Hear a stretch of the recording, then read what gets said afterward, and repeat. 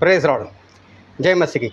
मैं स्टैनली मैकवान, मेरे YouTube channel Hindi Gujarati Bible study में आपका स्वागत है। मेरे चैनल को आज अभी इसी वक्त आप सब्सक्राइब कर लीजिए और परमेश्वर के ज्ञान में बढ़ते जाओ। संत पौलुस जो गमलीएल के पास से बहुत कुछ सीखे थे, लेकिन जो भी शिक्षा मिली थी वो झूठी थी। वो प्रभु यीशु को मसीह नहीं मानते थे। लेकिन गमलीएल उस ज़माने में जाने माने टीचर थे। जब अनानिया ने पौलुस के लिए प्रार्थना की तो उनकी आंखों के ऊपर से छिलके जैसा गिर पड़ा और उसके बाद उनको सब कुछ स्पष्ट दिखाई दिया और सही शिक्षा में वो आ गए। कहीं आज तो ऐसा नहीं है, आप बड़ी बड़ी मंडली में हो, बड़े बड़े पास्टरों को मानते हो गमलीएल जैसे, लेकिन हो सकता है आप गलत शिक्षा में फंसे हुए हो, आंखों के ऊपर छिलका आ गया हो और छिलका हटाने की ज़रूरत हो। जब तक छिलका हटेगा नहीं, आपके जीवन से झूठी शिक्षा दूर नहीं होगी। लेकिन आप झूठी शिक्षा में हो या नहीं हो वो कैसे पता चलेगा? आपका परिवर्तन नहीं, मतलब आपने छिलका हटाया नहीं। परिवर्तन तभी होगा जब आपकी आंखों से छिलका हटेगा। उस छिलके को हटाओ और परमेश्वर के साथ जुड़े रहो। और ये छिलका क्या है वो पूरा जानने के लिए मेरे साथ इस वीडियो में अंत तक बने रहो।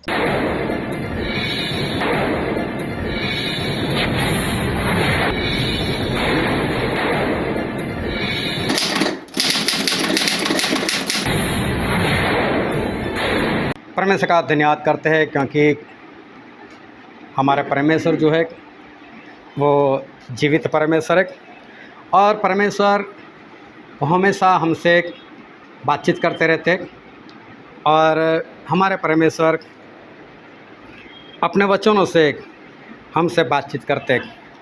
और परमेश्वर ने जो हमें वचन दिए हैं वो वचन इसलिए है कि उस वचन से हमारे जीवन में एक परिवर्तन आए।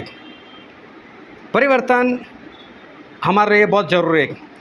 जब मैं छोटा था तो मैं मेथोडिस्ट चर्च का मेंबर और मेरे पापा भी चर्च में अच्छी सेवा करने वाले और काफ़ी जिम्मेदारी भी उनके ऊपर थी और इसलिए हमें भी वैसे ही हमको आगे बढ़ाया। संडे स्कूल में जाना वो तो ठीक है, लेकिन संडे स्कूल में मेरे पापा का नाम, किसके पापा मतलब बाइबल के जानकार और बाइबल का काफ़ी काम करने वाले, चर्च के काम में सहायता करने वाले, तो एक नाम था उनका। तो इसके कारण संडे स्कूल में मुझे भी ध्यान रखना पड़ता था। फिर हर साल उसके एग्ज़ाम, तो हर साल एग्ज़ाम में फर्स्ट आना, क्योंकि पापा का भी नाम था तो देखना पड़ता था। मेरी समझ तो इतनी नहीं थी, लेकिन पापा बताते थे कि पढ़ना है, एग्ज़ाम में फर्स्ट आना है। तो बाइबल पढ़ते हुए मैं हमेशा संडे स्कूल में फर्स्ट ही आता था। फिर कई बार अलग से एग्ज़ाम होती थी और उसमें बाइबल के कई पद वो मुँह पाठ करना होता था और फिर उसको सभी के बीच में बोलना पड़ता था। उसमें फिर हमें नंबर दिया जाता था, मार्क्स दिए जाते थे और इस तरह से वो मुँह पाठ करते थे कि कहाँ पर फुल स्टॉप है, तो बोलने में भी फुल स्टॉप आना चाहिए, कहाँ पर कॉमा है, वो सब कुछ देखते हुए मैं मुँह ज़बान करता था। मुझे मालूम एक बार मैंने ऐसे जो एग्ज़ाम थी उसमें मैंने पार्टिसिपेट किया, तो एक टीचर का बेटा भी था। अभी था ऐसा कि जो फर्स्ट नंबर पर आएगा उसको और आगे जाना है और पूरे गुजरात में जितने भी चर्च है, उस चर्च में जितने भी लोग फर्स्ट आए होंगे उनके साथ उनका मुकाबला होने वाला था। तो किसी एक का ही नंबर लगने वाला था और वो भी जो पहले नंबर पर आए वो। अभी हुआ ऐसा कि एक टीचर का लड़का, अभी उसने भी अच्छी तरह से मुँह ज़बान किया था, एक में था, मैंने भी अच्छी तरह से मुँह ज़बान किया था। अभी हम दोनों में से जा तो एक ही सकता है। अभी उसका भी सब कुछ सच निकला, मेरा भी सब कुछ सच निकला। अभी टीचर सोच में पड़ गए कि करेंगे कैसा, लड़के को तो मेरे ही लेकर जाना है, इसलिए उसको 100 में से 100 दिए और मुझे 99 दिए। तो मेरे पापा चले गए, बोले एक मार्क काटा किस बात का हो तो बताओ। अभी उनके पास उत्तर नहीं। बोले चलो इन दोनों के एक बार फिर एग्ज़ाम लेते हैं। फिर एग्ज़ाम ली, फिर उसको 100 में से 100 मेरा आधा मार्क काट दिया। मेरे पापा बोलते वो आधा किसका काटा, अब इनके पास उत्तर नहीं। बोले चलो दोनों को फर्स्ट नंबर। कहने का मतलब ये है कि उस वक्त से परमेश्वर का ज्ञान वो मेरे अंदर था और उसी के अंदर मैं आगे बढ़ा। फिर जब मैं मसीह में आया तो परमेश्वर ने मुझे और सच्चाई बताई, लेकिन था तो मेथोडिस्ट चर्च का मेंबर, और मेथोडिस्ट का जो ज्ञान था वो भी मेरे अंदर था। और मेथोडिस्ट में बहते हुए पानी में डूबो कर बपतिस्मा वो नहीं मानते, और छोटे बच्चे को छींटे डालकर बपतिस्मा दे देते। अब मैं भी बचपन से वही सीखा था, मेरा भी वही हुआ था। साथ में दिमाग में ये भी डाला गया था कि जो डूबकर बपतिस्मा लेने वाले बात करें ना, वो हमसे अलग लोग हैं, बस उसकी सुननी ही नहीं है। तो मेरे दिल में भी यही बात थी। अब पवित्र आत्मा भी मिल गए और मेरा इस्तेमाल भी होने लग गया, लेकिन ये बात मुझे मालूम नहीं। अब एक बार एक भाई साहब ने मजाक कर बताया कि अब परमेश्वर इतना इस्तेमाल करते हैं तो बपतिस्मा भी ले लो, डूब कर बपतिस्मा ले लो। मैंने ऐसा बाइबल में कहाँ पर लिखा है कि डुबकी का बपतिस्मा? ऐसा तो है नहीं। मैंने उनका विरोध कर दिया, मैंने बोला नहीं, मैं नहीं मानता इस बात को। लेकिन आगे चलकर ऐसा हुआ कि एक संगति में मुझे जानने को मिला कि हाँ, बपतिस्मा का तो मतलब ही डूबना है। तो मेरी आंखें खुल गई, तो मैंने देखा मुझे लेना पड़ेगा। तो मैंने माना उस बात को और बपतिस्मा मैंने ले लिया। तो जब इस तरह से हम जो सच्चाई होती है उस सच्चाई को मान लेते हैं, चाहे झूठी शिक्षा कितनी भी आई हो हमारे जीवन में, लेकिन जब सच्चाई सामने आती है और सच्चाई को जब हम मान लेते हैं, तभी हमारे जीवन में जो परिवर्तन होता है वो आता है। अगर सच्चाई को हम ग्रहण नहीं करेंगे तो परिवर्तन नहीं दिखता। आज हम विश्वासी लोगों में देखें तो जो परिवर्तन हमको दिखना चाहिए वो परिवर्तन हमको नहीं दिखता। कारण क्या? कारण यही है कि जो सच्चाई है उसे हमें मानना है। अगर नहीं मानेंगे तो परिवर्तन नहीं दिखता।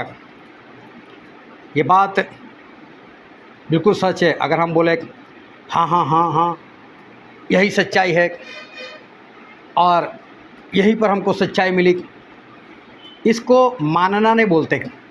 ये तो सिर्फ मुँह से कबूल किया, लेकिन मानने का मतलब होता है अनुकरण करना।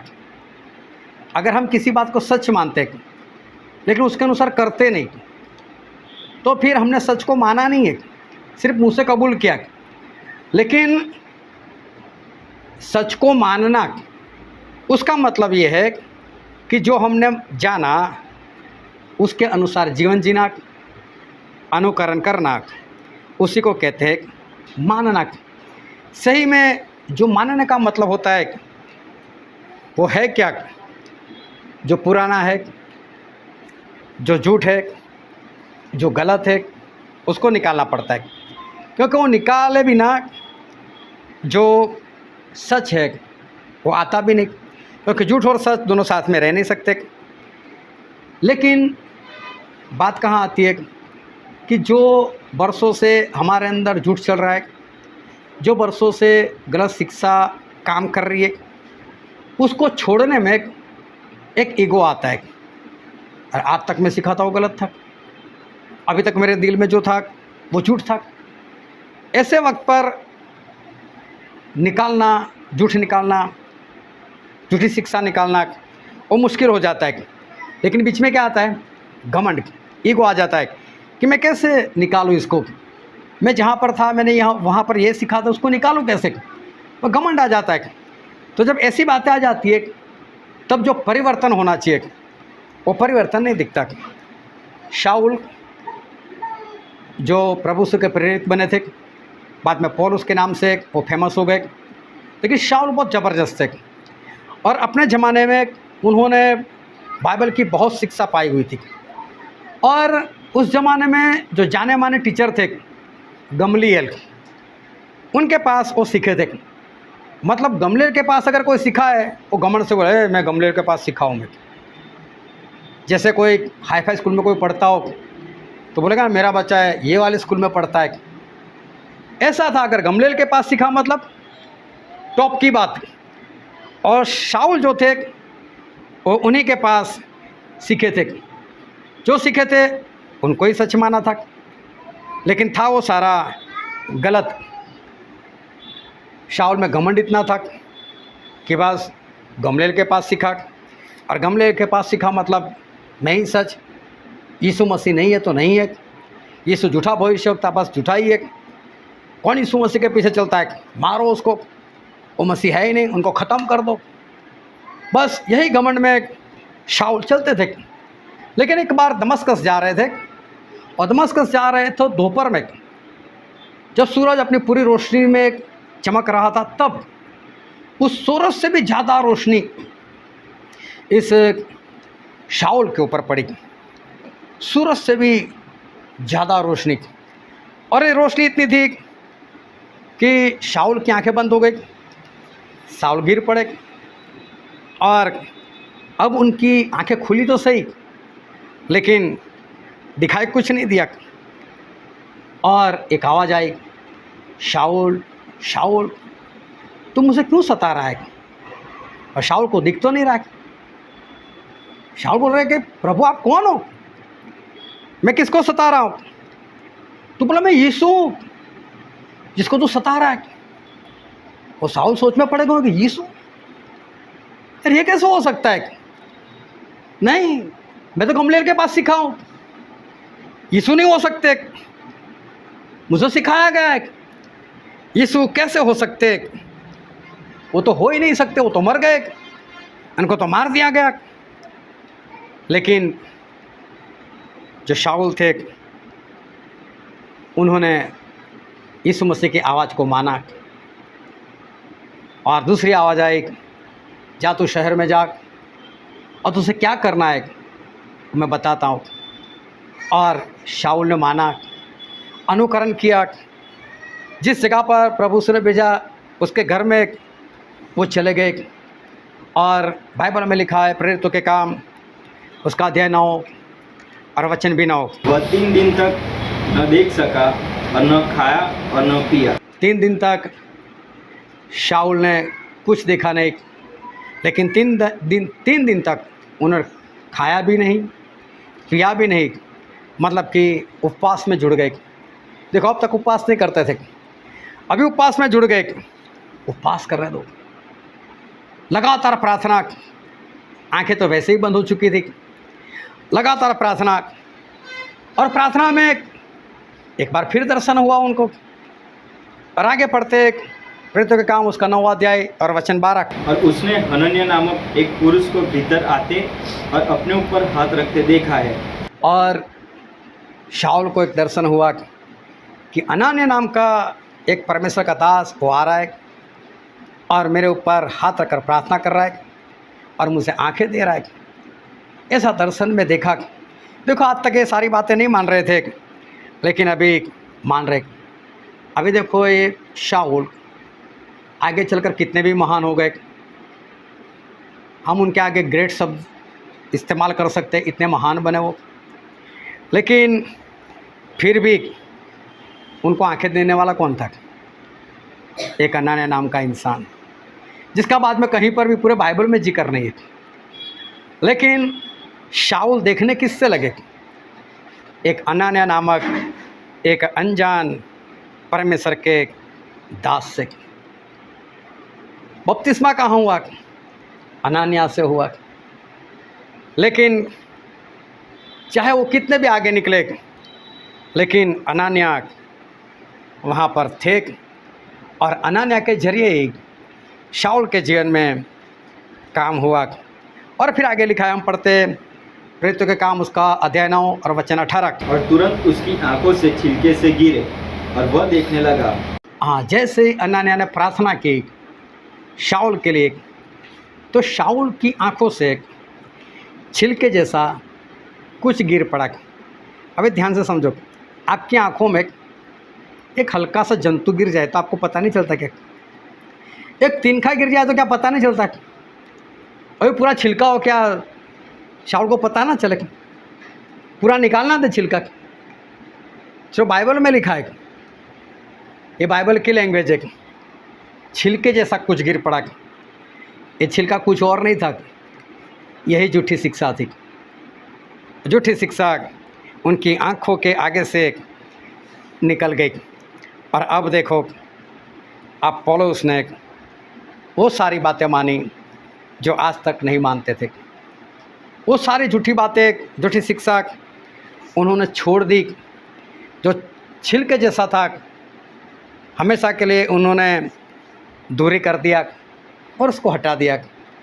देखो, उन्होंने ये बात पकड़ कर नहीं रखी, मैं गमलीएल के पास सीखा, मैं गमलीएल के पास सीखा, मैं नहीं छोड़ने वाला। इसको छोड़ना पड़ता है। गलत शिक्षा होती है, उसे छोड़ना पड़ता है, तभी हमारे जीवन में परिवर्तन आएगा। परिवर्तन तभी आता है कि जो हम सीखते हैं उसको मानते हैं, मतलब कि उसका अनुकरण करते हैं। अगर शाऊल ने झूठी शिक्षा को पकड़ कर रखा होता, नई वाली शिक्षा को सिर्फ माना होता लेकिन अनुकरण नहीं किया होता, सिर्फ ज़बान से कबूल किया होता, उनके जीवन में कभी भी परिवर्तन नहीं होने वाला था। कर्नेलियस नाम का एक इंसान था, बहुत अच्छा था, भला था, दान देता था, प्रार्थना करता था, उपवास करता था, परमेश्वर का भय मानता था। सारा परिवार अच्छे से परमेश्वर के पीछे वो चलता था। और बाइबल में उनके बारे में ऐसा लिखा है, प्रेरितों के काम उसका 10वां अध्याय 1 और 2 वचन। कैसरिया में कर्नेलियस नाम का एक मनुष्य था जो इतालियानी नामक पर्यटन का सूबेदार था। वह भक्त था और अपने सारे घराने समेत परमेश्वर से डरता था और यहूदी लोगों को बहुत दान देता और बराबर परमेश्वर से प्रार्थना करता था। यहाँ पर लिखा है कर्नेलियस के बारे में कि कर्नेलियस परमेश्वर का भय मानते थे, उनका सारा परिवार दान देते थे, प्रार्थना करते थे, सब कुछ तो इनके अंदर अच्छा था। कमी कौन सी बात की थी? सब कुछ अच्छा था। भले मनुष्य, बाइबल में खुद पवित्र आत्मा ने कबूल किया, अच्छे इंसान थे। लेकिन एक बार उनको दर्शन हुआ, दर्शन में स्वर्गदूत दिखाई दिए और स्वर्गदूत ने बोला, हे कर्नेलियस, पतरस को बुला। बोले क्यों? बोले पतरस को बुला और पतरस तुझे ऐसी बातें कहेगा जिससे तू और तेरा घराना उद्धार पाएगा। अभी तो कर्नेलियस ने इस बात को माना ना, और मैं परमेश्वर का भय मानता हूँ, मैं और मेरा परिवार परमेश्वर की प्रार्थना करते हैं, हम क्यों बुलाए पतरस को? हमें पतरस की क्या जरूरत? नहीं, माना। दूत ने बोला तो कर्नेलियस ने माना। माना मतलब अनुकरण किया, बुलाओ यार पतरस को। और जब पतरस आए तो पतरस ने बोला, कर्नेलियस मुझसे क्यों बुलाया? तो देख, मुझे ऐसा ऐसा दर्शन हुआ, मुझे स्वर्गदूत दिखाई दिया और स्वर्गदूत ने मुझे इतनी इतनी बातें बोली, और अब परमेश्वर तुझे जो कुछ बोला है हमारे उद्धार के लिए, बता। बोले हम मानने के लिए तैयार। और तब देखो कर्नेलियस के जीवन में परिवर्तन आया। सब कुछ अच्छा था लेकिन फिर भी उन्होंने बात को माना। तो बात यही है कि जब हम सच्चाई सीखते हैं ना, मुँह से कबूल मत करो, बहुत अच्छा सीखे, मुँह से मत बोलो, लेकिन उसका अनुकरण करो। अनुकरण करेंगे तो हमारे जीवन में क्या आएगा? परिवर्तन आएगा। अनुकरण नहीं करेंगे तो हमारे जीवन में परिवर्तन नहीं आएगा। और इसलिए घमंड को छोड़ दो कि मैं ये जानता हूँ, मैं वो जानता हूँ, कि मैं ये सीखा हूँ, बरसों से मानता हूँ, वो जो भी है। लेकिन जब सच्चाई हमको मिलती है तो जो झूठ है उसको छोड़ना सीखो, और वो छोड़ दोगे और सच्चाई को ग्रहण करोगे और उसका अनुकरण करोगे तो हमारे जीवन में परिवर्तन आएगा। हालेलुया।